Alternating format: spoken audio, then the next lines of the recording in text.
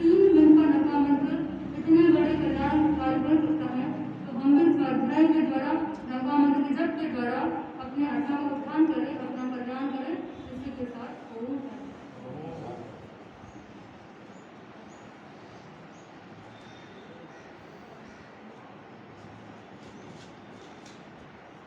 आराध्य के चरणों में नमन। उपस्थित सभी भाइयों और बहनों, हम पर्युषण पर्व पर आत्म आराधना कर रहे हैं और आत्माराधना तक पहुंचने के लिए हम ऐसे महापुरुषों का जीवन वृत्त सुन रहे हैं जिससे हमें प्रेरणा हो। परम प्रभु भगवान महावीर हमारे आराध्य 24वें तीर्थंकर जिनकी जीवन यात्रा हम सुन रहे हैं। हम महावीर की स्तुति करें पहले। मारे मन मंदिर में प्रभु महावीर है।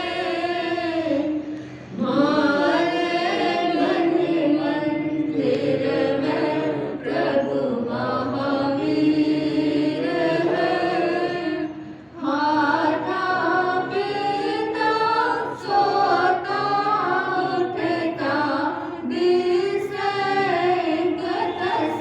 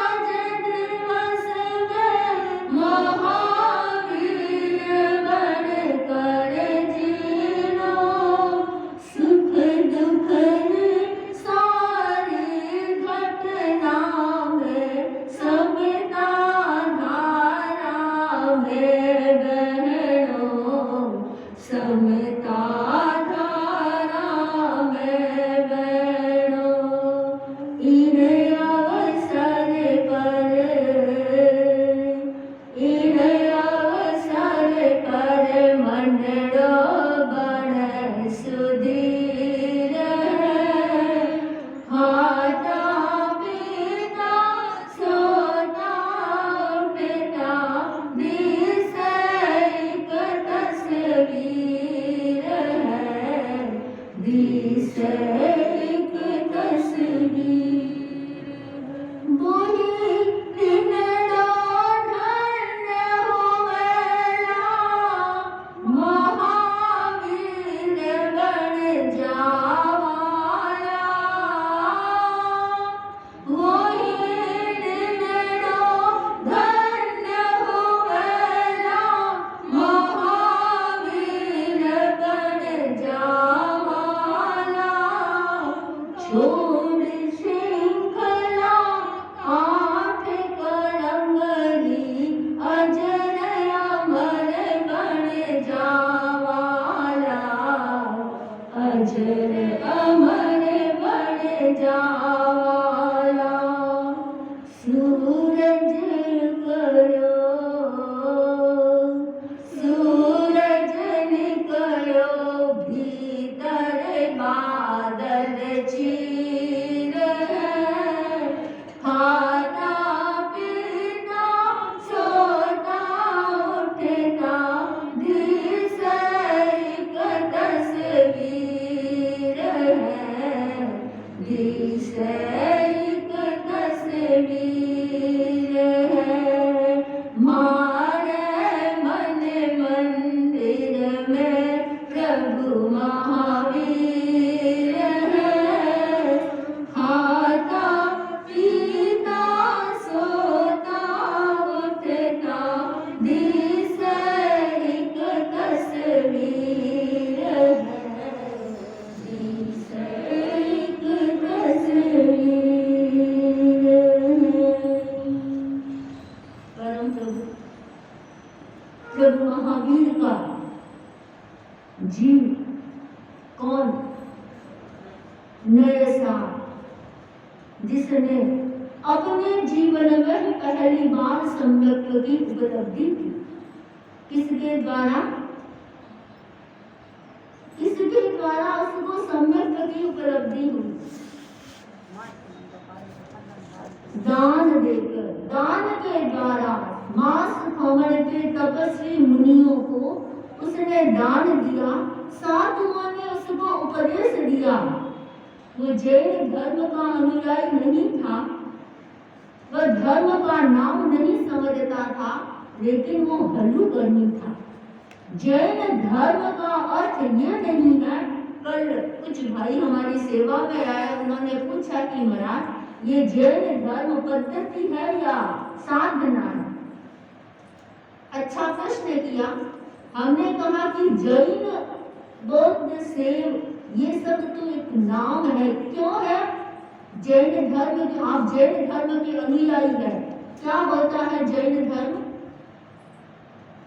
आप सब जैन धर्म को मानने वाले हैं क्या होता है जैन का शैव धर्म वैष्णव धर्म ये क्या है अपने अपने आराध्य के आधार पर इन धर्मों का नामकरण हो जाता है जैसे शिवो देवता यस्य स शैव है शिव देवता है जिसके शिव है आराध्य जिसके उनके अनुयायी जो धर्म का पालन करते हैं वो धर्म किस नाम से प्रसिद्ध हो गया शैव धर्म विष्णु देवता यस्य स वैष्णव है वैष्णव धर्म बन गया बुद्ध है देवता यस्य स बुद्ध है बुद्ध देवता है जिनके आराध्य वो धर्म क्या हो गया बौद्ध धर्म वैसे ही जिनो देवता यस्य स जैन है आपके देवता कौन है जिन भगवान जिनका मतलब क्या हुआ राग द्वेष के विजेता जिनका मतलब होता है जीतने वाला अब जीतना किसको किसी संसार पर विजय प्राप्त करने वाला नहीं देश पर राज्यों पर विजय प्राप्त करने वाले तो अनेक राजा महाराजा इतिहास के गर्त में खो गए लेकिन जो राग द्वेष को जीतने वाले हैं वो क्या कहलाते हैं जिन है और जैन धर्म कितना व्यापक वो ये नहीं मानता है कि हमारे धर्म में आने वाला व्यक्ति ही मोक्ष जाता है उसका घोष है भवबीजंकुरजनना जहाँ राग द्वेषाक्षय मुपागता यस्य ब्रह्मा वा विष्णु वा शिवो देश मतलब कोई भी हो जिसने राग द्वेष रूपी अंकुर को खत्म लिया, वो मेरे आराध्य है, भले वो ब्रह्मा हो, भले विष्णु हो, भले वो शिव हो। कसौटी क्या है आराध्य की? हम इष्ट किसको बनाए, हम अपने आराध्य किसको बनाए? क्या जो मन चाहा वरदान दे, आप मांगो 2 तोला सोना, वो आपको 4 तोला सोना दे दे, क्या वो हमारे इष्ट बन सकते हैं? क्या आपकी मनोकामना पूरी करने वाले आपके इष्ट बन सकते हैं? वो इष्ट नहीं, वो हमारे सहयोगी कह सकते हैं, कृपा हमारे पर उनकी हो सकती है, लेकिन आराध्य किसी को बनाना है, इष्ट किसी को बनाना है, तो अगर वो स्वयं राग द्वेष से युक्त है तो वो हमारा क्या आराध्य बनेगा? जिसके भीतर स्वयं राग द्वेष विद्यमान है, तो राग द्वेष तो हमारे में भी है, तो हमारे से जो ऊपर है उनको हम इष्ट बनाए। तो एक जैन धर्म कितना व्यापक है, ये किसी व्यक्ति का नहीं है, किसी जाति का नहीं है, किसी संप्रदाय का नहीं है, ये तो पूरा सार्वभौम है, सबके लिए है। लेकिन शर्त इतनी है कि इस धर्म का अनुयायी वही बनेगा जो छोड़ना जानता है, पकड़ना नहीं जानता है। और सन्यासी बाबों को आपको दक्षिणा देनी होती है, पैसों की, फल फ्रूट सबकी। ये जैन धर्म के साधक दक्षिणा किसकी लेते हैं? आपके भीतर जो खोट है उसकी दक्षिणा लेते हैं, पैसों की दक्षिणा नहीं लेते हैं। तो जो अवत्य मुक्त पथि जो स्वयं पाप रहित पथ पर गमन करते हैं और दूसरों को भी उस पाप रहित पथ पर गमन करवाते हैं, वह वास्तव में हमारे आराध्य होते हैं, इष्ट हो सकते हैं। और उस इष्ट की आराधना करते करते जैन धर्म हम लोगों के लिए कितना उपकारी है। वो कभी ये नहीं मानता कि भगवान भगवान बना रहे और भक्त हमेशा भक्त बना रहे, वो नहीं। जैन धर्म कहता है भगवान और भक्त की दूरी दूर हो सकती है, साधना के द्वारा एक भक्त ही एक दिन क्या बनेगा? भगवान बनेगा। मानतुंग आचार्य जो भक्तामर्चिता थे, उनको पता है, उन्होंने कितनी सुंदर बात कही।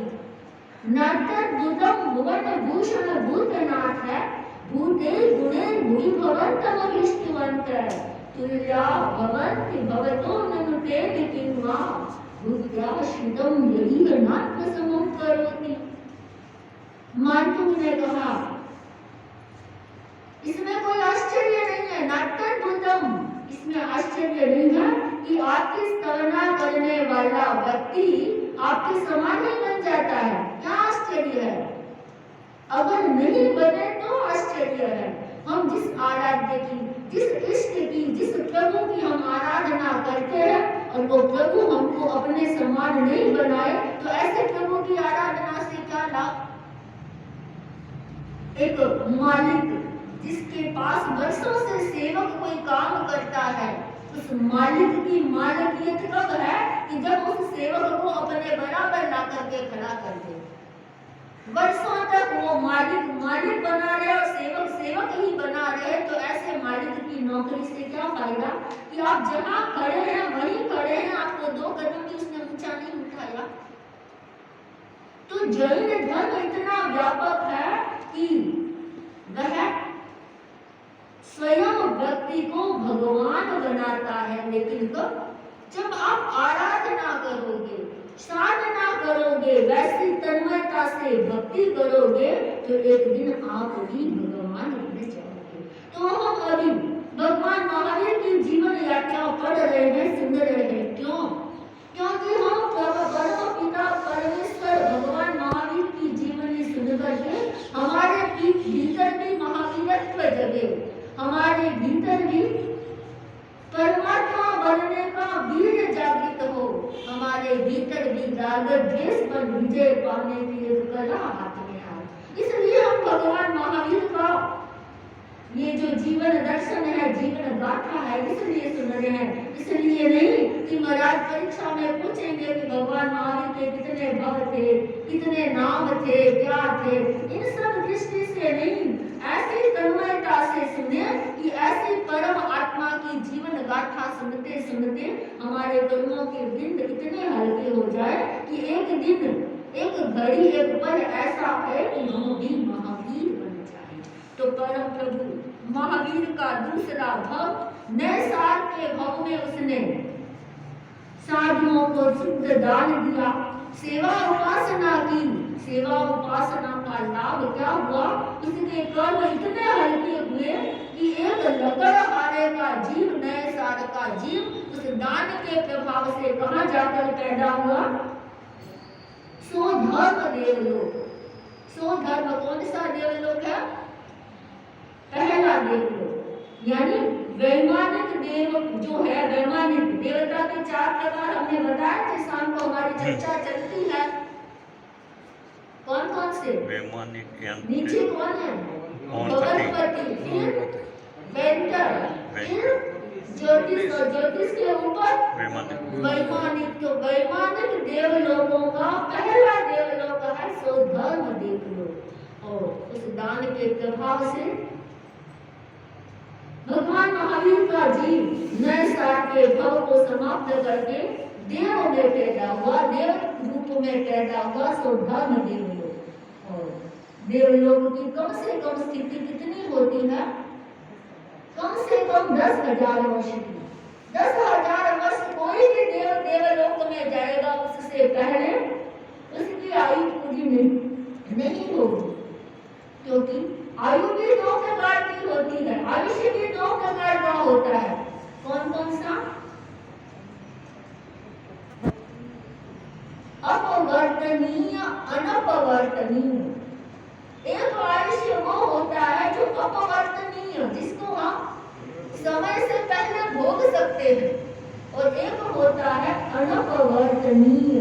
कितनी ही बाधाएं आ जाए, कितने ही कष्ट आ जाए, कितना ही हमारे साथ हो जाए, जितनी आयु है उतनी पूरी भोगनी ही पड़ेगी। जैसे नारकी के जीव होते हैं, देवता के जीव होते हैं, तीर्थंकर, चरम शरीरी, संख्यात वर्ष आयुष्य वाले यौवनिक, ये सारे जो होते हैं इनकी आयु क्या होती है? अनपवर्तनीय। इनका बीच में काल नहीं होता है, ये अकाल मृत्यु को प्राप्त नहीं होते हैं। हमने सुना नारदी के जीव कितने कष्ट प्राप्त करते हैं। इतना कष्ट अगर हमें मिल जाए तो कभी हमारे प्राणांत हो जाए, लेकिन नारदी के जीवों का आयुष्य क्या है? अनपवर्तनीय, बदलता नहीं है, परिवर्तन नहीं होता है, जितना है उतना पूरा भोगेंगे। लेकिन जो व्यक्ति अकाल मृत्यु को प्राप्त होते हैं उनका आयुष्य क्या होता है? अपवर्तनीय। अपवर्तनीय आयुष्य वाले व्यक्ति क्या होते हैं? अकाल मृत्यु को भोगते हैं। उनमें कुछ कुछ निमित्त मिलते हैं। भारत में अकाल मृत्यु के अनेक कारण हैं, अनेक कारण हैं। उसमें एक आता है अत्यासन। अत्यासन यानी असन, यानी असन पान खादी स्वादी में भी सुना था ना आपने, 4 प्रकार का। आप 4 प्रकार के आहार का क्या करते हैं ना, उपवास होता है तब कितने प्रकार का आहार जोड़ते हैं, कितने प्रकार के आहार का क्या करते हैं आप उपवास में? 4, 3, कोई 24 करते हैं तो 4 का होता है, नहीं तो 3 का होता है। तो अशन, अत्यशन, अत्यधिक खाना, जो व्यक्ति अत्यधिक खाना खाता है वो अकाल मृत्यु को निमंत्रण देता है। दूसरा इसका अर्थ है अत्यासन, जो बैठा रहता है दिन भर। बैठे रहने से भी व्यक्ति अकाल मृत्यु को प्राप्त कर सकता है, क्योंकि बैठे रहने से उसकी धातुएं विषम बन जाती है, धातुओं में साम्य नहीं रहता है। इसलिए स्वास्थ्य वेत्ता भी कहते हैं, तो आध्यात्म की बात कर रहे हैं, आध्यात्मिक दृष्टिकोण की अपेक्षा से बता रहे हैं। एक स्वास्थ्य वेत्ता भी बताएगा कि व्यक्ति को अगर ऑफिस में काम कर रहे हैं तो लगातार 3 घंटे बैठना नहीं चाहिए, एक बार उन्हें वॉकिंग करनी चाहिए, ये बात आप लोग सब जानते हैं। तो आगम ने बताया अत्यासन करने वाला व्यक्ति क्या होता है? अकाल मृत्यु को प्राप्त हो सकता है। बहुत ज्यादा खाना, इतना खाना। कल हमारे खाद्य संयम दिवस था, बहुत अच्छा लगा। रतनगढ़ के भाई और बहनों की ऐसे लगता है कि चेतना थोड़ी जागृत है। हमने जितना कहा, 5 द्रव्यों का जिन्होंने संकल्प किया था वो 3 तक आ गए, जिन्होंने 3 का संकल्प किया था वो उपवास तक आ गए, जिन्होंने 4 का संकल्प किया था वो 2 तक आ गए। यानी सबने अपने आप को संकोचित किया है, संकुचित किया है। 5 बताए, उन्होंने 6 का प्रयोग नहीं किया। ये हमारे सामने जो बटेरा जी की बहू है, उन्होंने दाड़ेवा, इनको 4 द्रव्य लिए थे, इन्होंने संकोच करके इन्होंने सीधा से 2 द्रव्य लगाया। तो ये अपने आप को संकुचित करना, खाद्य संयम करना, क्योंकि हाँ, महाराज बोल रहे कल तो संकोचित किया अपने आप को, आज क्या करना है, अपने आप को विस्तृत करना है, फैलाना है। आज स्वाध्याय है, तो स्वाध्याय को तो बढ़ाना है। खाद्य संयम ने तो क्या किया, आपने संकोचित किया, और स्वाध्याय दिवस में क्या करना है, बढ़ाना है। जैन धर्म में 2 प्रकार की शैली आती है, एक होती है संक्षेप शैली और एक होती है विस्तृत शैली। तो संक्षेप शैली में जैसे हम उदाहरण समझाते हैं कि पूरे हमारे जितने इस संसार के सारे तत्व है, उन तत्वों को अगर हम संक्षेप में करते जाएंगे तो कहाँ तक, किसमें समा जाएंगे, किसमें समा जाएंगे, संसार के सारे तत्व। 21वां बोल आता है सबको, जीव राशि, अजीव राशि खत्म हो गया।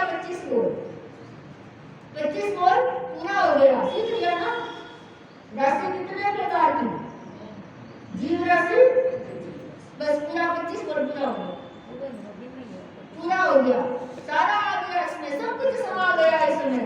या तो जीव है या अजीव है, तीसरी कोई वस्तु है क्या? विनीत के घर में दुकान है क्या, आपके साथ कोई चीज है क्या जो जीव की है, अजीव की है? ऐसी कोई मिश्र चीज कहीं है?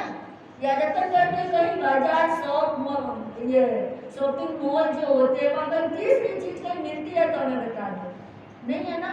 तो या तो जीव है या अजीब है, तीसरी चीज है ही नहीं, इसलिए 25 को पूरा याद हो गया। सारा 25 को इसी में ही समाया हुआ है। ये क्या है, संक्षेप शैली। और विस्तृत शैली इसको विस्तार करते जाए, फिर जीव के भेद, फिर संसिद्ध संसारी, फिर संसारी जीवों के इतने भेद, गति 4, फिर जाति 5, फिर विस्तृत करते जाए। तो कल तो हमने अपने आप को संक्षिप्त किया, आज हमको विस्तृत करना है। तो स्वाध्याय में हमने ऐसा क्रम रखा है कि 10 से 50 तक पृष्ठों का अध्ययन। तो जो व्यक्ति 10 पृष्ठों को पढ़े, कोई व्यक्ति है जो 20, कोई 30, कोई 40 और कोई 50, तो जो 50 पृष्ठों को पढ़ने वाला होगा वो फर्स्ट नंबर में आएगा। कल तो जिन्होंने एक गंगे लगाया या नहीं लगाया वो प्रथम नंबर में था, और आज जो 50 पृष्ठ पढ़ेगा, आप कोई भी बुक लो, वो नहीं है कि हम कौन सी पढ़े, आप स्वाध्याय किसी का भी करे, आदर्श की बुक पढ़े, माँ शमन जी की बुक पढ़े, तुलसी की पढ़े, और कोई चेतना ध्यान की पुस्तक पढ़े, स्वाध्याय गीतिका, तेरापन प्रबोध, कुछ भी पढ़े, लेकिन पृष्ठ कितने होने चाहिए? 50। सब 50। मतलब ऐसे लग रहा है कि रतनगढ़ की चेतना या अभी तो ऐसे काफी ऐसे लग रहा है कि प्रवर्तमान है, होते होते अंतिम दिन में शायद कोई वैरागी भी तैयार हो जाएगी, इतनी प्रवर्तमान है। तो 50 पृष्ठों का स्वाध्याय सामान्य आराम से हो जाएगा। आप 13 पद प्रबोध पढ़ोगे, उसके 10 पेज हो जाएंगे लगभग। आराधना है, 24 ही है, तो ये सब हम अध्ययन करेंगे। तो अभी तो हम भगवान महावीर का जीव कहाँ पैदा हुआ है, स्वधर्म, दूसरा भव, भगवान महावीर का दूसरा भव स्वधर्म देवता में। तो कम से कम देवता की आयुष्य कितनी होती है? 10,000 वर्ष की, और उनकी आयु क्या होती है? अनपवर्तनीय। अनपवर्तनीय यानी जो परिवर्तन नहीं, जितनी है उतनी ही। वहाँ एक्सीडेंट हो, भले कुछ भी हो, लड़ाइयाँ हो, झगड़े हो, वज्र का प्रहार हो, उनकी आयु पूरी नहीं होगी। हम तो अपनी आयु अकाल मृत्यु हम अपनी मिला सकते हैं, समय से पहले हम मर सकते हैं अपनी ही गलती के कारण। हम एक पुस्तक पढ़ रहे थे आचार्य की, तो वहां एक बात लिखी कि व्यक्ति अपनी कब्र अपने आप खोदता है, अपनी कब्र अपने आप खोदता है। क्यों? इसकी सारी चर्चा हम पर और आगे बताएंगे कि कैसे व्यक्ति अपनी कब्र खुद ही खोदता है। तो उसमें एक कारण हमारा ये बताया गया, अत्याशन, यानी अत्यधिक खाने का विवेक नहीं रखना। तो भगवान महावीर का जी अभी तो देवलोक में है, 10,000 वर्ष का आयुष्य है, और हम इतना जल्दी कैसे पूरा करें? अभी भगवान को देव के सुखों का अनुभव करने दें आज, पर अब वो देवता के बाद कहाँ आके पैदा होंगे, सारी चर्चा आगे करेंगे। ओम